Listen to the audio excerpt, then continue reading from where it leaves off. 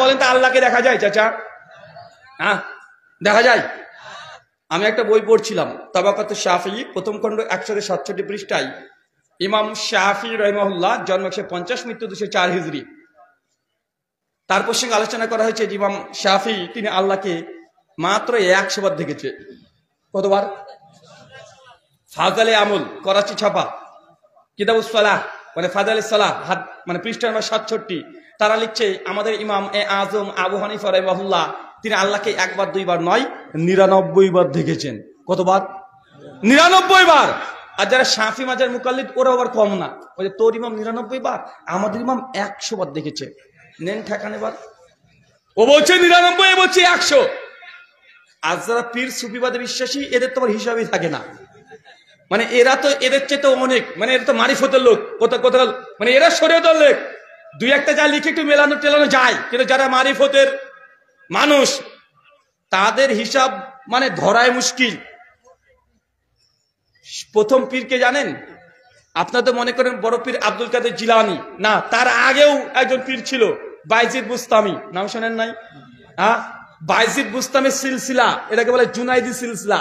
এই জুনাইদি সিলসিলা পরবর্তী সময় কনভার্ট হয়ে কাদেরিয়া তরিকাতে কনভার্ট হয়েছে। কথা বুঝতে পারলেন না? সেই সময় 12টা তরিকা ছিল, এই তার মানে জুনাইদ একটা তরিকা, আর এই জুনাইদের তরিকায় বাইজিদ বুস্তামি গ্রহণ করেছে।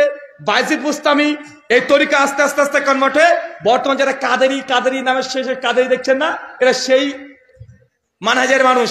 তো তাজকিরাতুল আউলিয়া 2য় খণ্ড 428 থেকে 460 পৃষ্ঠা পর্যন্ত আলোচনা করছে বাইজিদ বুস্তামির জীবনী।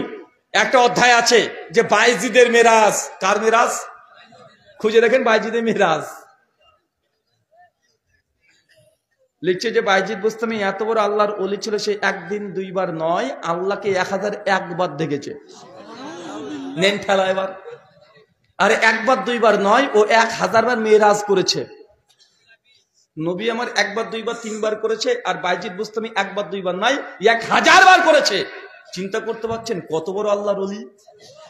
আমার সাদা মনে সাদা প্রশ্ন চাচা, আল্লাহকে কি দেখা যায়? দেখা যায় না। তো মুসা নবীকে আল্লাহ বারবার বলছে লান তারানি, তুমি দেখতে পাবে না। তারপর যখন শুনে যাচ্ছে ঠিক আছে তুমি এসো, তোর পারে কাছে এসেছে, অমনি যেমন আল্লাহ সুবহানাহু ওয়া তাআলা যে নূরের তাজাল্লি দেখে মুসা উল্টে পড়ে গেছে, স্থির থাকতে পারছে না। অথচ পীর সাহেব নাকি মাঝে মধ্যে আল্লাহ সাথে দিদার করে।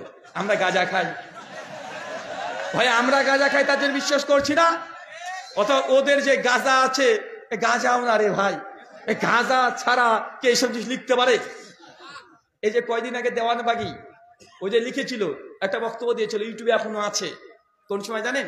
রোহিঙ্গা মুসলিমের উপরে যখন নির্যাতন করা হচ্ছে, তখন তার মুরিদ বলছে যে পীর সাহেব মুসলিম ভাইদের উপরে তো আক্রমণ হচ্ছে, সবাই সব রকম প্রতিবাদ করছে, আমাদের কি করণীয় এই পরিস্থিতিতে?